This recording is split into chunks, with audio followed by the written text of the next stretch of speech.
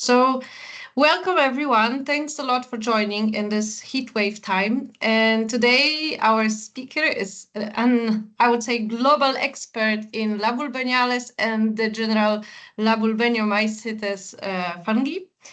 And today we will hear from Danny Haelewaters about how phylogenetics and phylogenomics bring some answers to different questions in this topic. So I think Danny, floor is yours, and I will not prolong this. Yeah. So if Danny you want to, you can use your microphone and then. Okay, can you hear me? Yes, we can. Good, thank you.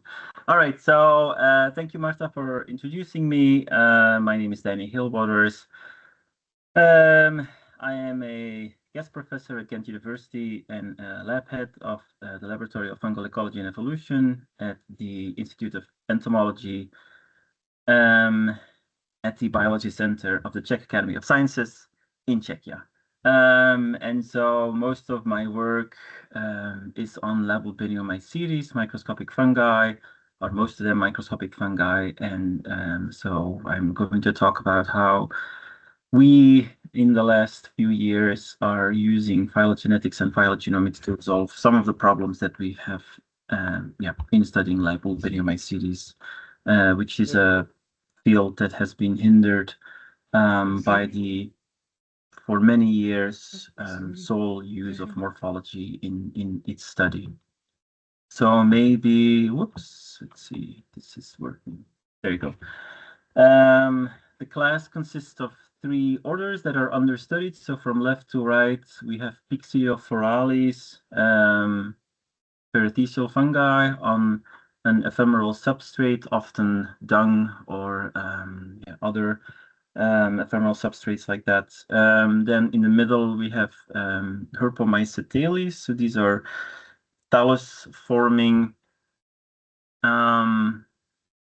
fungi, parasitic fungi that are associated with cockroaches. And at the right, we have Laboulbeniales. So in this case, we have ladybirds with these yellow balloon structures that are called Hesperomyces. So these are all thalli of Hesperomyces on the ladybird. And these are also thallus-producing fungi. So as a quick introduction to each of these orders, so Pyxiophoralis are mycoparasites. So what they do is they parasitize and feed on the hyphae of and sporocarp tissues of other fungi that are sitting on ephemeral substrates such as dung of different herbivores. So in this photo here, you see a very tiny perithecium. This is a very spherical structure, and then this elongated neck that is very darkened by melanized tissue. And then here at the top of this neck, you see a gelatinous mass of different ascospores that are being produced. So they produce single septate ascospores that then will develop into an asexual state by mitotic divisions. We call this state the taxeriola. And it's phoretic in the sense that these asexual states are picked up by other arthropods that then will take these to a new ephemeral substrate where they again will infect hyphae or tissues of other fungi again, and then this life cycle will continue. Then Herpomycetes is an order of a single genus, Herpomyces, with 27 species. They exclusively occur on cockroaches. They're very adapted to specific positions. For example, this species only grows on the hairs of different structures of cockroaches. And they are hostorial with multiple hostoria per individual 3-dimensional structure or a thallus. So these hostoria are visible by these tiny lines that you can see here. So they're multiple in the sense that one structure makes individual connections, multiple individual connections to the hemosule of the host. And then molecular phylogenetic data in combination with morphology, developmental data, and host usage data support the separation of Herpomycetes from Laboulbeniales. And then Laboulbeniales is the larger or the largest order in the class, with 2,400 species in 145 genera. And they're obligate microscopic ectoparasites of arthropods. And here you see a tiny water strider with this tiny structure here. And if you zoom in, you see that these are two individual thalli that are growing on the elytron of this water beetle. Hosts can be in three different clades: Helicerata, the mites, Hexapoda, so many insects, and then Myriapoda, millipedes. Most species of Laboulbeniomycetes infect beetles, but then 10% also infect flies, and then they're followed by true bugs and earwigs and many other clades as well. In this case, some are hostorial, and when they are hostorial, in this case, this is Arthurhynchus, which is a genus of Laboulbeniomycetes infecting bat flies. It has a single hostorium. So this is the regular thallus, and then here is the connection with the host, and then this is the thallus, so the structure that penetrates inside the host and then makes a connection to the hemosul to draw nutrients from, and also for a holdfast. Most Laboulbeniomycetes, however, they don't have a hostorium, so they just are kind of glued onto the exoskeleton surface, and then they are hypothesized to take the lipids on the surface of the exoskeleton as nutrients. So mitotic divisions lead to a thallus of determinate growth, so starting from a two-celled ascospore up to a thallus that has a few thousands of cells. Most of these taxa in Laboulbeniomycetes are very host-specific. So many times they have a single species of Laboulbeniomycetes has a single host. They are position-specific, and I mean with this that they have certain positions on the host where they grow on. So, for example, this species here, Chaetonomyces paradoxus, grows on a water beetle, but always grows underneath this specific line, which is the border between the abdomen and then the elytron towards the dorsal side. And then the species that's above this, with this tiny little hook that you can see, is Chaetonomyces italicus, and it always grows towards the top. So they are very specific to a certain position. And then the last phenomenon that we observe in this order is habitat specificity, which means that when hosts share a specific microhabitat, that there are opportunities for spores to transfer from one host to another, potentially atypical host, and to become a mature thallus. But often what happens is that they do not become mature or sexually mature. So in this case, this is Riccia wasmani that usually grows on Myrmica ants. Myrmica ants are often visited by these mites.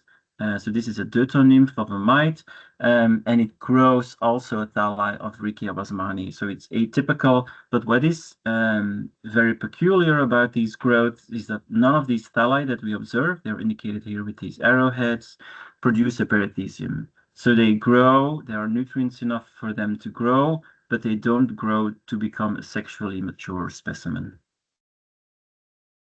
Okay, the field was started really by Roland Texter, who was a professor at Harvard, and who dedicated many years of his career, 40 years or something like that, to studying this group. He wrote 5 volumes of a very thick and impressive monograph, in which he also made many of these drawings that you see, of which one you see one here on this slide. So when he started his studies in the 1890s, the Laboulbeniomycetes were treated as a family, Laboulbeniaceae. There were 6 genera and 15 described species. When he died, this was in 1932, Laboulbeniomycetes included hundreds described genera, most of which then he described, and 1,260 described species. So of those, 1,183 are still currently valid. So most of the species described by Thaxter are still valid today. And he made 10,000 slides throughout his career. We know this because the slides are deposited at Harvard, where I was for my PhD, and we had a bachelor student count them. So thank you, Tristan. If you see this presentation, thank you for counting those. So historically, the Laboulbeniales or Laboulbeniomycetes, by extension, were or have been neglected due to a number of practicalities. First of all, they're very small. The smallest species of Laboulbeniales is Riccia exestii, which is about 40 to 60 micrometers, and that is the measurement of an adult thallus. So this is this size, more or less. If you count this scale bar to be 1 millimeter, Laboulbeniales do not grow in culture, so you cannot grow them on agar plates or something like that. Pyxerophorales can be grown, but often you need a co-culturing technique, so certain species can be cultured along with Fusarium, but that comes with its own struggles. DNA extraction protocols have been traditionally problematic. Melanin seems to interfere with PCR by binding to the DNA polymerase. And then there is also a need for single thallus extraction. So sometimes what you do with extractions is that we put a lot of thalli together in one tube for, having as much material as possible.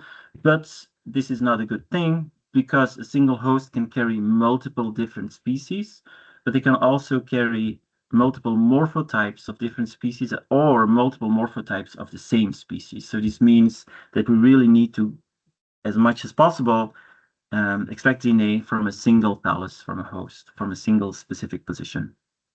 And if you look at this graph here, everything that is in gray were species that have been described based on morphology alone, and everything that's in yellow or orange are species that have had support with molecular phylogenetic data. And so you see that in 2013 there were 2 species described with support from DNA data, and then since 2019 a few more.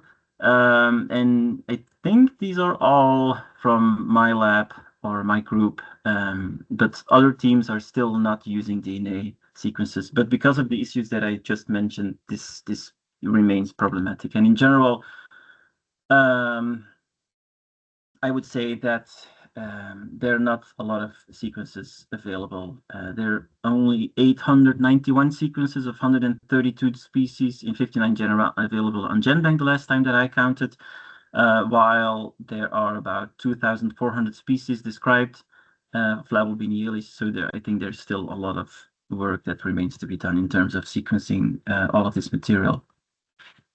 But the molecular research of Laboulbeniomycetes is very difficult because there's lots of micro-manipulation steps that are necessary. And so this is a figure taken from a paper that Wara van Kanegem did, one of my PhD students, that shows some of these micro-manipulation techniques. So there is a pin that's needed to take off all these thalli from the host. Then there is some micro-manipulation that happens on microscopic slides, picking up these thalli, pieces of thalli that are broken, to place them into a buffer, into a PCR tube, and then manual checking if these thalli are actually in the tube.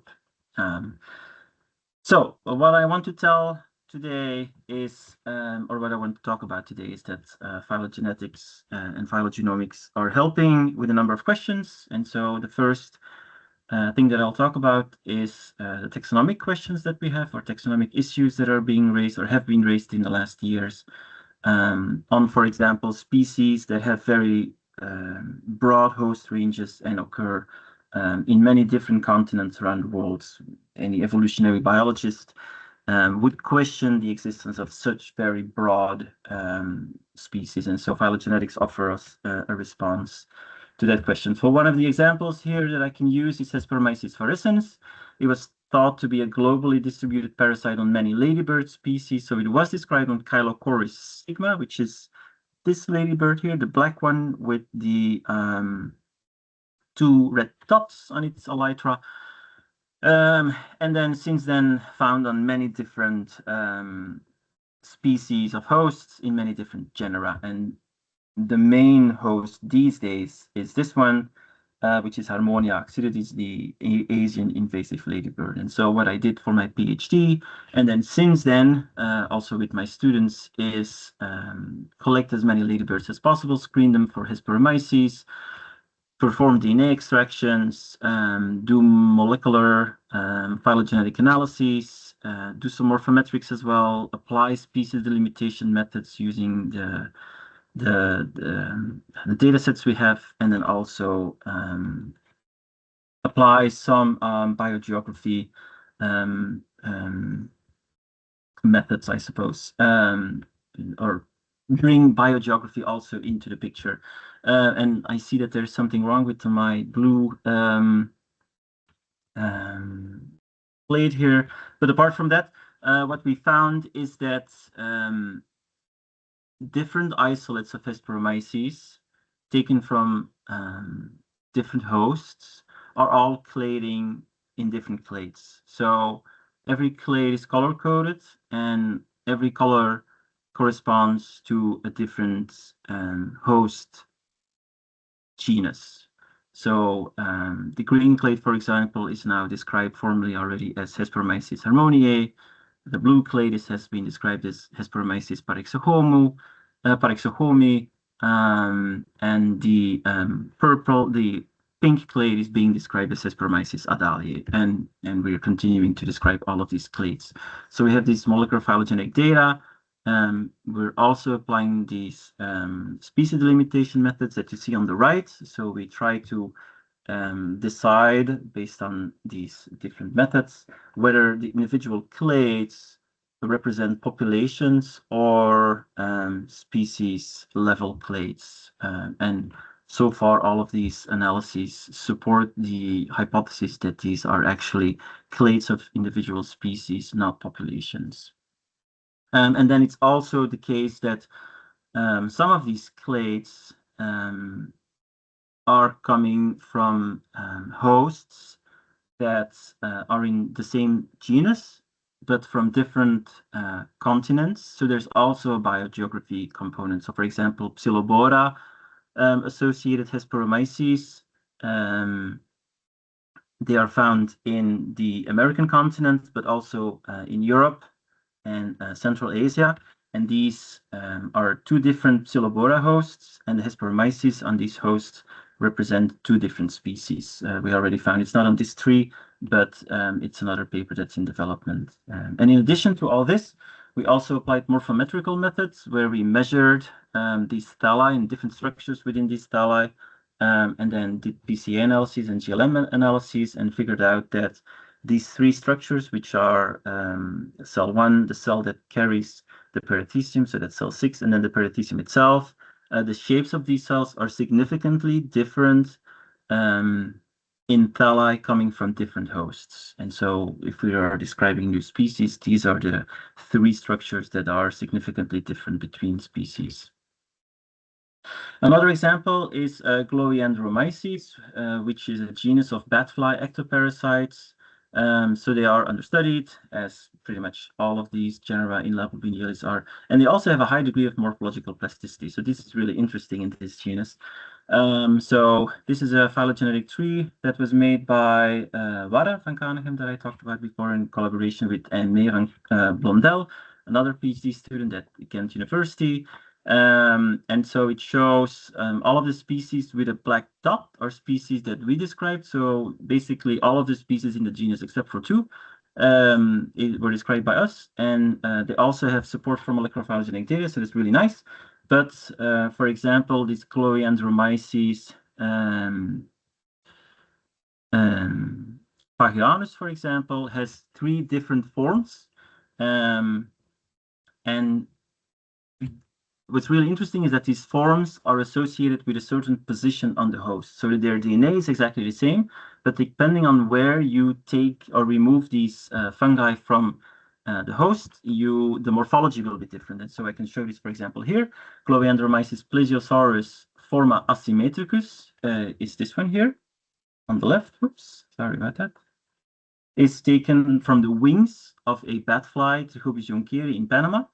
And then this Gloeandromyces plesiosaurus forma plesiosaurus is only removed from the legs of the same bat hosts, also in Panama. So this is what we refer to as position-induced morphological adaptations.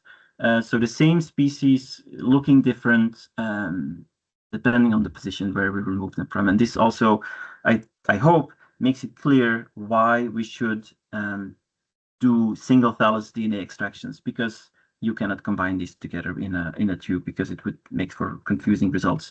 And why we call it plesiosaurus is because when I saw it first, I immediately saw the similarity with the marine reptile from the Mesozoic era. And so we immediately knew that we needed to call this Plesiosaurus. Okay, second story that I want to talk about is that phylogenetics reveals that classification of Laboulbeniomycetes is in dire need of a complete do-over. And so it really gives me a headache to think about this or to talk about this. But there are two classification systems. One is from 1908 and the other one is from 1985. And many of these systems were done based on morphological characteristics. They were done very carefully and for many different reasons. For example, Tavares 1985 used the receptacle structure of the thallus and the position of the antheridia and the appendages on the thalli to designate subtribes. As for example, the subtribe of the Stigmatomycetinae is a subtribe that includes two genera, Hesperomyces on the ladybirds that I just talked about, and Stigmatomyces on flies that I will talk about in a minute. Because they're very similar based on receptacle structure and antheridia and appendages position. But if this is a preliminary phylogenetic tree that I made several years ago. If you look at their position, they're very far apart, and there's several genera that are in between them. So this is only one example. Just three alone shows already many other issues. It's in complete disarray, and none of these tribes and subtribes and subfamilies can actually be used properly for what is going to be, hopefully at some point, the proper classification system of the order.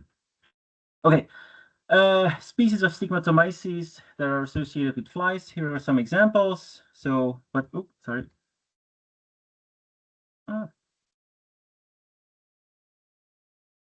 What I want to talk about, or what I am talking about, are these reddish fruiting bodies on this fly here. Also, these really tiny structures. So this is Stigmatomyces. Stigmatomyces is very easy in structure. So it has two cells in its receptacle. Then it has this appendage structure, and then this perithecium, the ascospore-bearing structure.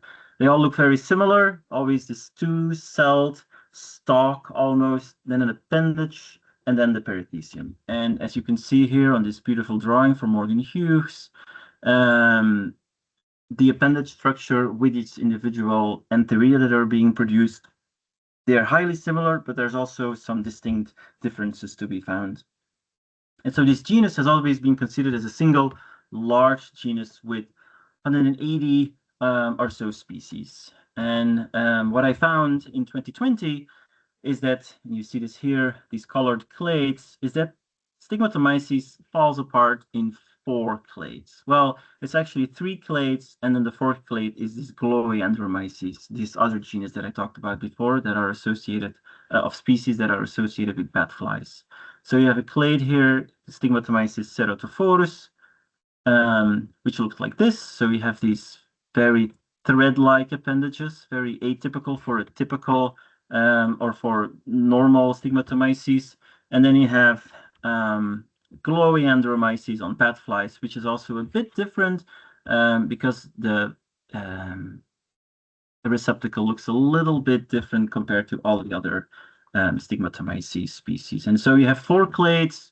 At the time when I published this paper, I only concluded that Stigmatomyces, as it was currently circumscribed, was paraphyletic. And I suggested to name this clade the original genus name that it has, which was Appendiculina. So this genus name back in use for this clade 1. And these other 2 clades, clade number 2 and clade number 4, are still Stigmatomyces because we don't really know what is the true Stigmatomyces clade and which is the other one that then ought to get a new genus name. So my student, Wara Vakanegem, continued working on these data sets, improved these data sets by adding lots of new data. And he didn't find these 4 clades, he found 6. So he found the 4 same clades and 2 additional ones. And so he found support for Gloeandromyces, for a clade that he refers to as clade 2, A third clade on Spheroceridae flies, then a fourth clade, which we refer to as Phaniomyces, a fifth clade with different host families, and then a sixth clade that we refer to as Appendiculina, that I also found in my 2020 paper. What's really nice about all this is that there's also support for this recognition of 6 different clades, or that we would like to refer to as genera, from morphology. So what we did was we did a multiple correspondence analysis where we input a lot of different categorical data, including host family, measurements of different cells, whether the cells were fertile or not, the color of different cells, the shape of the majority of cells, etc., etc. So there were many different traits that were put into this analysis, and there is support for the different clades into this morphological data set as well. And so what we want to do at some point is to name these clades as genera, to level up well, to name these genus level clades, but we are waiting for data from the type species. So the type species is Stigmatomyces on Musca domestica, so the housefly, which is very common, but very difficult to find infected with the Stigmatomyces, and Stigmatomyces bialis is a type species. And so we started a campaign engaging or trying to engage citizen scientists and entomologists or dipterologists to find infected flies, especially houseflies, to send them to us so we can get DNA from the type species, include it into our data set, and then for once and for all resolve the situation, name what is really Stigmatomyces sensu stricto, and then rename all the other clades as appropriate. And what we also can see is that these different clades also correspond to different entheridial morphologies. So there is a lot of rationale to actually name these clades also according to their entheridial structure. So A is typical for Globianderomyces because the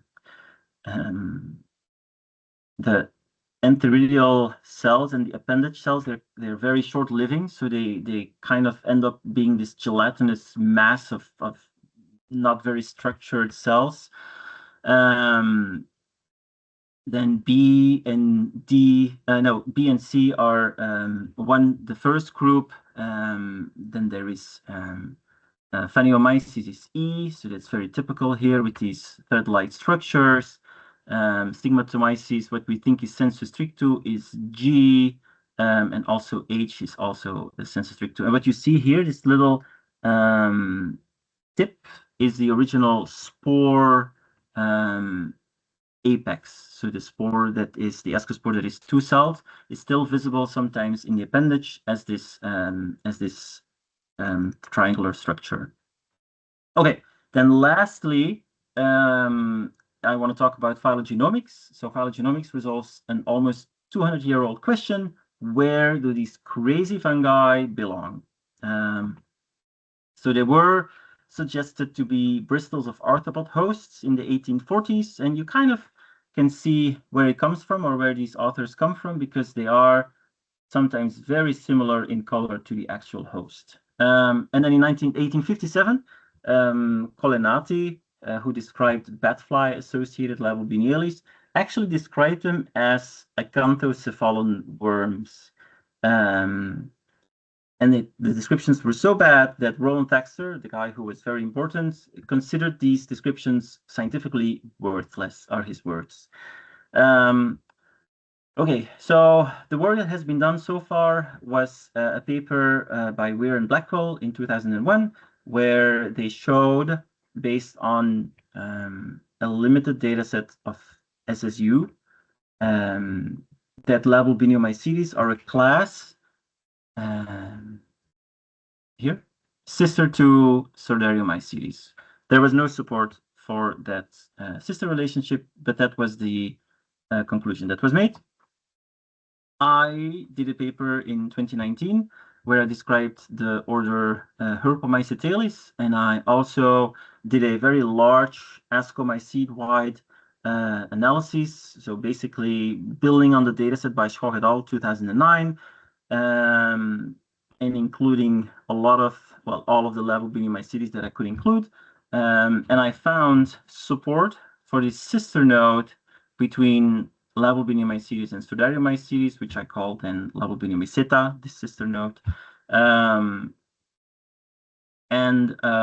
So the synapomorphy there is the perithecium. So it really would support the idea of the perithecium having a single origin.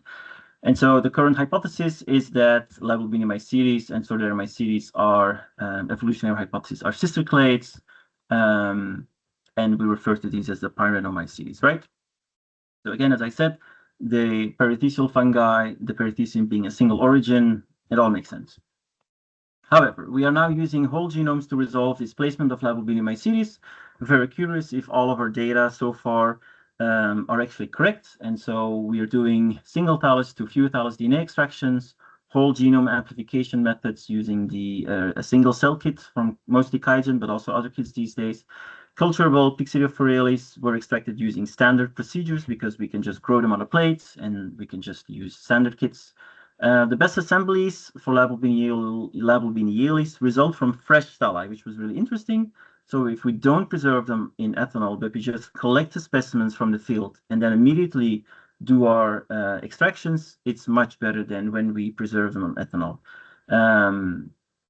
Genomes, these are different methods that we use for genomes. So there were luminance short reads, nanopore long reads, or both.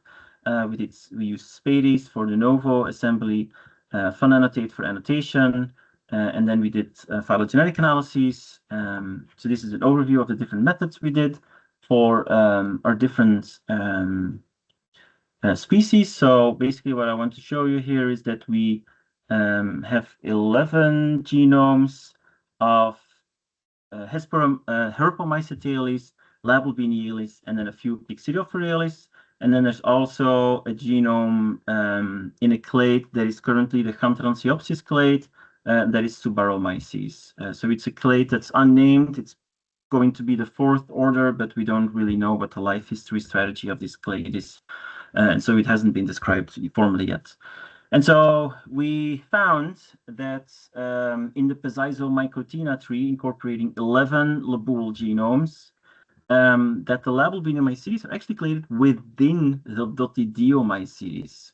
So we're not really sure about all this. And you can see that we were very surprised that they were not sister to Strodariomycetes, are not even close there. Here are the Strodarios. And then these are the Dotidies. So we used many different strategies. We used only Pyxidophoreales. We did a data set with only Herpomycetes because we have several genomes of that. When we use different combinations, different data sets, but they all point to the same ID. It's all Dotidiomycetes. Then we used a test, statistical methods test, the approximately unbiased testing, where we forced certain topologies and then looked at which topology was most evolutionary possible. And so the AU number closest to 1 is the most possible scenario. The one that's farthest away from 1 is the least evolutionary possible model. And so it seems that the one where we forced Strodariomycetes and Laboulbeniomycetes to be sister was the model or the topology that has the least confidence or the least likely placement. So that was very interesting to us. So then the next step was find, okay, what is the sister group of Laboulbeniomycetes? So we used the dataset from Heridas et al., which was the 101 Dotidiomycetes genomes project. So we used that dataset. We included our 11 Laboul genomes, and we found that the Labouls are sister to a clade named Haelewaters. Very interesting. So Haelewaters seems to be the closest relative with a genome sequence. And the placement of Subaromyces, that's that clade that I was talking about, changes depending on the gene sampling and the taxonomic sampling. So we're not really sure where it really belongs. Definitely not. Well, we think that it's not one of these clades, but that it's its own order. But that's a different story. So how are Laboulbeniomycetes related to other Ascomycota? They're nested within the dot. It's crazy. Are there any synapomorphies that connect Laboulbeniomycetes with their closest relatives? Well, that's difficult. What are some shared characteristics? What I can say is this Eremomycetales are all pleistocesial. Interestingly, they have asci that disintegrate very early prior to spore release. And this is also the case in Laboulbeniales and Herpomycetales. So this is interesting. Some species of Eremomycetales are found on dung, as is the case in Pixerophoreales, as I mentioned earlier. Many laboules are heavily melanized, as are many doethids, but some are hyaline, so we don't really know what's that. So maybe there's some losses and regains of melanin in cell walls. But those are questions that I think need to resolve in a different paper altogether. And then, of course, what is up with the perithecium of the former Laboulbeniomycetes, because we will need to synonymize that with the Dotideomycetes. There are several perithecial dotid taxa. So shared characteristics, some if we've tried to find them, but still very difficult to place the laboules into the Dotideomycetes, given the story that I just talked about, how crazy they are. But I'm happy to hear your thoughts, if any, because this was the last slide that I have. Thank you for listening. I hope this was interesting, and if there's any questions, I will be happy to answer them. Thank you, Danny. Thank you very much. That was very interesting, even though I heard some of those stories already. And now we will have a time for questions. So I can start, but if someone would like to ask something, you can comment on chat, or you can just raise your hand and ask your questions. So I can start because I see that for now in the chat we don't have any. So I have like the one question, like after your final conclusion. Sorry, that's a noise outside.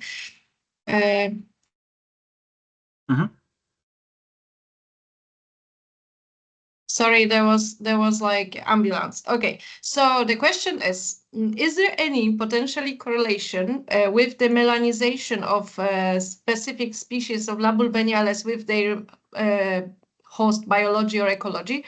Because I know like some are hyaline, as you mentioned. And then do we know whether did anyone like did some sort of comparative studies to see whether there's like, because for example Hesperomyces virescens on Harmonia is totally yellow, right? And it seems like there's not much of melanin in it, and then it's quite exposed. So I don't like, in my opinion, I don't know, maybe that's the yeah, is there any knowledge on that? It's a good question. I don't think anyone has actually done an explorative research on this.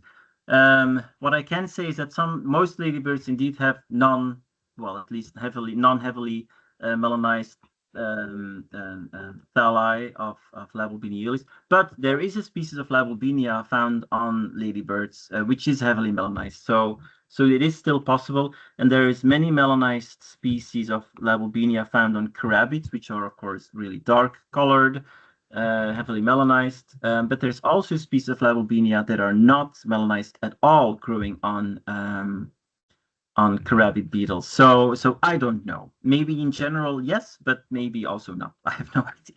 But it would be interesting to do some sort of an analysis. Yes. Yeah. Maybe it's like, with even public or data from literature, someone can make some sort of comparison. I was also thinking how well is like the general phylogeny resolved of this Dotideomycetes. Yes. Is this like well-resolved phylogeny in general of that group, or it's like still partially problematic to follow, and then somehow Laboulbeniomycetes are there within? I need to do more research on this, but the phylogeny that we used or the phylogenomic analysis that we based ours on, was the most complete one so far for the dotids. So that's what I can say. Several clades were included, but when we did research on Haelewaters, there's also other groups that are related to them that are not included yet. So I think we can continue further to do research on sister relationship of Laboulbeniomycetes, Pixiophores, and Herpomycetalis and Haelewaters. But right now, I think this is the closest what we have. Okay, and if I can have final question, because I can ask more, but I also can talk to Danny, so I will give opportunity to the others. But let's say my final question for now would be because there are like some genomes like already are available, some are more in draft form, some are more, let's say better assembled, and I was wondering whether you see any patterns within the contamination, or did anyone like check this out, whether there is like contamination that can suggest that there are some associated other organisms like bacteria that are like always associated with labulbs. Is there any? I know it's contamination is the. It hasn't been done yet, but interesting question. Something that I think we or people of our group have talked about, but we haven't done it yet. Sorry. Okay, cool. We have we have cool question in the chat from Danushka. So can you explain a bit more about the nutritional modes? Are they really parasitic to insects? That's a good question. That's a great question. I think that they occupy a range on the spectrum of symbiosis. The ones that are hostorial, I think, have a more pronounced negative effect on their hosts than the ones that are superficially attached. I think they all have some sort of an effect. Like Riccia is superficially attached to the host, and they do seem to affect the host to an extent. There is more water uptake by the host when they're infected by Riccia. There is also a change in boldness of worker ants when they're infected with Riccia compared to uninfected ones. But then the Hesperomyces infected ladybirds, they undergo more mortality compared to uninfected ladybirds. So there is a change in how they're different, or depending on whether they have a hostorium or not. And then in addition, some Laboulbeniomycetes have even been shown to be beneficial to their host. So there is a species of Laboulbenia on an ant, on a Lasius ant, that's been found to be beneficial in the sense that it protects the ant host to infection by an entomopathogenic fungus. And the entomopathogenic fungus would kill it, so it is beneficial. I hope. Cool. I think we have raised hand from Netimi. So if you want, you can ask question. Yes. Hi, Daddy. Can you hear me? Yes. Thanks for the nice presentation. I'm just curious about how many type specimens have you been looked from the fungarium, maybe like the historical collections, maybe to build up these amazing phylogenies. Just curious to know. Yeah, it's a good question. I mean, it would be really cool if we could actually use that material. The problem is that that these collections are all on slides. Many of them are disintegrated, or old, are mounted in medium or in media that makes the DNA degrade. And so we really can't use it anymore, these older collections. And so when we want to use or want to include a species that's been described hundreds of years ago into phylogenetic analysis, we need to recollect it. That's as easy as it gets. And so what we're trying to do, it's a very slow process, is to designate lectotypes, epitypes, and then kind of to stabilize the taxonomy of some of these names. Okay, thank you. Do we have more questions? So there's still time to raise a hand or ask Danny if necessary. Oh, I see Glenn. Hi. Hey, Danny. About kind of on the same elan, if you maybe slides from 50 years ago are not so useful, but if you would make a slide right now, just in water, take a photograph, is it possible afterwards to still do DNA extraction? Yeah, that is possible. So what I did when I was in Panama and did field work, that was back during my PhD in 2017, I would mount like very short term a slide of a thallus in a slide, make a picture, then take the cover slip back off, and then use the same thallus for DNA extraction. And that was at some point what I wanted to do for all of the DNA extraction, so that there would be photographic evidence, but it's just not doable. There's so much work to actually do it. So it's not done consistently or routinely, but it is possible to do it this way. Cool, thanks. If there's not any more questions, one more from me. So you told us that there's quite a few closely related clades that have not been sampled yet. So what's your next target for going out and finding these? Are you actively hunting for them?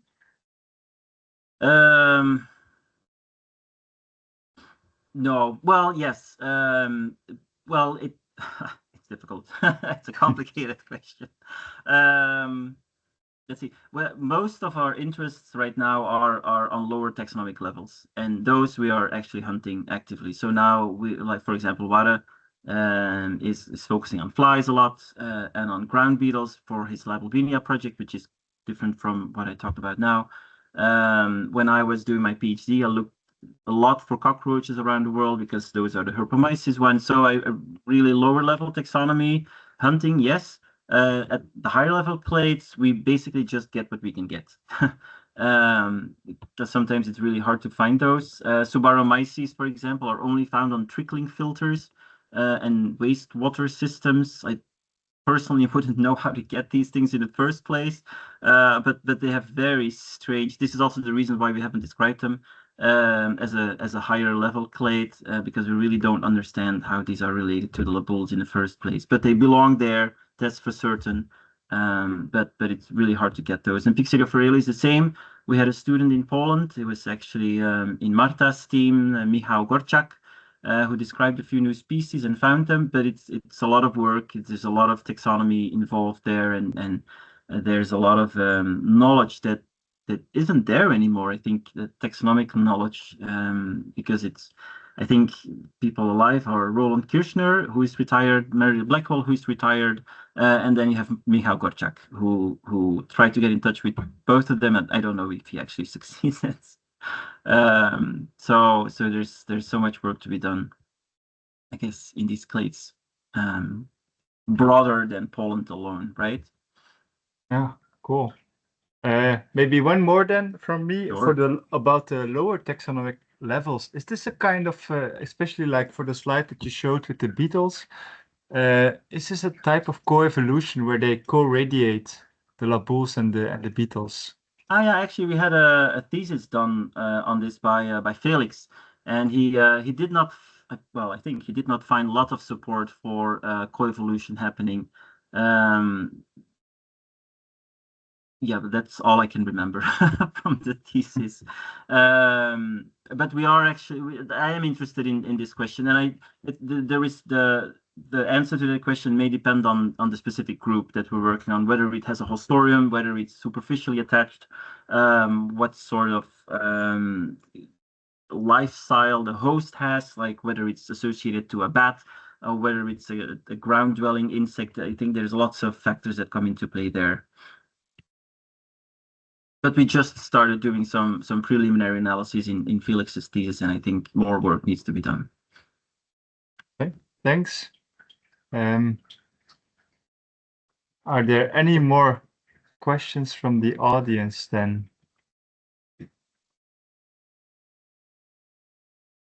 If not, I'm not sure. This would be the last chance to ask.